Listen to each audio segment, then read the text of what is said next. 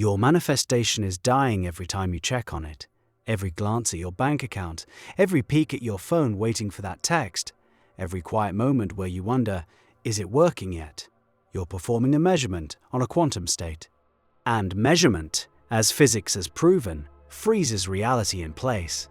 By the end of this, you'll understand exactly why letting go is the most scientifically precise thing you can do.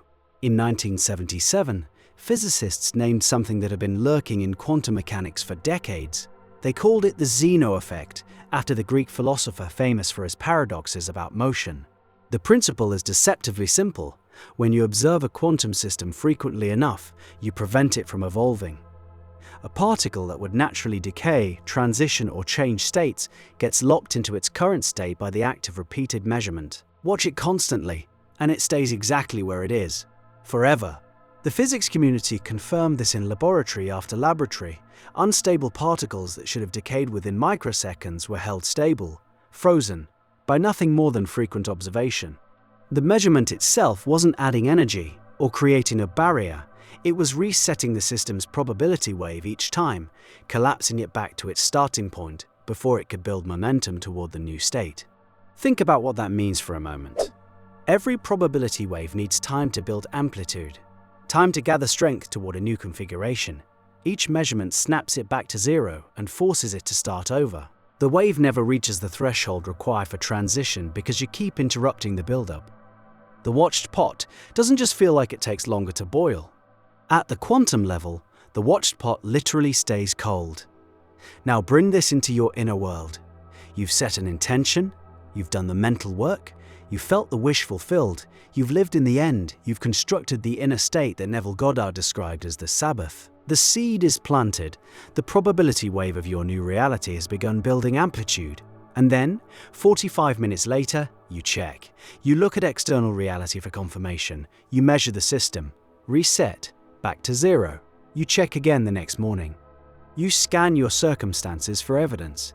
You compare where you are to where you want to be. Each check is a measurement. Each measurement collapses the wave function back to current conditions, the ones you're trying to move beyond. You're performing the quantum Zeno effect on your own life, holding yourself in a state you've already decided to leave. The cruelty of it is that checking feels productive. It feels responsible. Your rational mind tells you that monitoring progress is what smart people do. Track your metrics, evaluate outcomes, adjust strategy, and in the physical domain of direct action, that advice holds. But manifestation operates in the quantum domain of consciousness, where the rules reverse. Here, monitoring is the interference, the observation is the obstacle. Neville was precise about this, more precise than most students realize. When he spoke about the Sabbath, the rest after the creative act, he was describing the removal of observation from a system in transition. God finished creation and rested. The rest wasn't fatigue, it was the deliberate withdrawal of attention from the process so the process could complete. You plant a seed and walk away from the garden. You don't dig it up every morning to see if roots are forming. But why does this feel so impossibly hard? Because checking is an anxiety response disguised as a strategy. The urge to monitor comes from a specific place inside you, the part that believes the wish might fail. And that belief, carried in every act of checking, is itself a creative force. You're measuring the system while simultaneously broadcasting the frequency of doubt into it. The measurement resets the wave. The doubt poisons the new seed. A double collapse. Consider what happens when you truly release something. You've experienced this, you wanted something desperately, exhausted yourself wanting it, and then gave up. Genuinely surrendered, stopped caring. And within days or weeks it showed up. Everyone has a story like this. The job that came after you accepted the rejection. The relationship that appeared the week you deleted the dating apps. The money that arrived right when you stopped obsessing over your account balance. You probably chalked those up to coincidence. They were demonstrations of quantum mechanics operating through consciousness. The moment you stopped measuring, the probability wave was finally free to build amplitude without interruption. It reached the threshold for transition, and the system, your reality, shifted into its new state. The Kybalion teaches that everything vibrates, everything moves, everything exists in a state of becoming. Stasis is an illusion created by observation. When the ancient Hermetic teachers said the universe is mental, they were pointing at precisely this mechanism. Mind observes. Observation influences state. The quality of observation determines whether the state changes or locks in place. So there's a discipline here that cuts against every instinct you've developed in a results-oriented culture. The discipline of strategic blindness. You do the inner work. You assume the state. You feel it real. You impress the subconscious mind with the finished scene. And then you remove your attention from the question of whether it's working. This is where most people misunderstand letting go. They think it means letting go of the desire. It means letting go of the measurement. You hold the desire. You keep the assumption. You continue to live from the end state. What you release is the need to check whether external reality has caught up yet. The desire stays. The surveillance stops. And this is genuinely difficult because surveillance has become our default relationship with reality. We check our phones 100 times a day.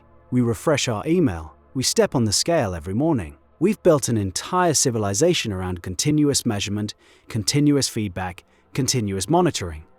Asking you to stop checking feels like asking you to stop breathing. Your whole nervous system is wired for it. The practice, then, is small and specific. When you notice the urge to check, and you will notice it, because it shows up as a tight, restless feeling in your chest, a sudden need to just see where things stand, that urge is your cue. That sensation is the measurement impulse. And your job in that moment is to do something that sounds almost absurd in its simplicity. Feel the wish fulfilled instead. Replace the measurement with the assumption. Instead of opening the app, checking the account, texting for an update, or scanning your circumstances for evidence, close your eyes for 10 seconds and feel what it feels like to already have what you want. The warmth of it, the calm of it, the specific sensory texture of the completed desire. You're substituting one quantum operation for another. Instead of collapsing the wave function back to current state through measurement, you're reinforcing the amplitude of the new state through assumption. Every time you do this, the probability wave grows stronger. Every time you check, it resets. The math is that blunt. Now, a fair question arises from within this framework. If consciousness creates reality, doesn't even the act of assuming the end state count as observation? Doesn't that collapse something too? This is where the precision matters. The quantum Zeno effect freezes a system when you measure its current state repeatedly. Measurement that asks, "Where are you now?" pins the particle in place. Living in the end does something categorically different. It shifts the reference point of observation to the desired state. You're measuring from completion, which means the wave function you're collapsing is the one where you already have it. You're freezing yourself in the state of having, which is exactly the outcome you want. The direction of observation matters as much as the frequency. Checking your current reality measures what is. Assuming the end measures what is intended. Both collapse wave functions. One locks you in the old state, the other locks you in the new one. This is why Neville's instruction was so specific. Sleep in the feeling of the wish fulfilled. Sleep. The moment when conscious monitoring shuts down entirely. The subconscious receives the impression without interference from the waking mind's measurement habit. 8 hours of uninterrupted amplitude building every single night. No checking, no doubting, no measurement. Just the wave, gathering strength in the dark. Your manifestation practice already contains everything it needs. The vision is clear, the feeling is accessible, the seed is planted. The only thing standing between the planted seed and the harvest is your compulsive need to dig it up and inspect it. Every inspection resets the clock. Every worried glance at what is tells the wave function to start over. So tonight, do the work Neville described. Construct your scene, feel its reality. Let it saturate your awareness until the boundary between imagination and memory dissolves. And then, and this is where the entire practice lives or dies, go to sleep. Walk away from the garden. Let the wave build in the darkness, where your measuring eyes can't reach it. The particle that changes state is always the one that was left alone long enough to become something new.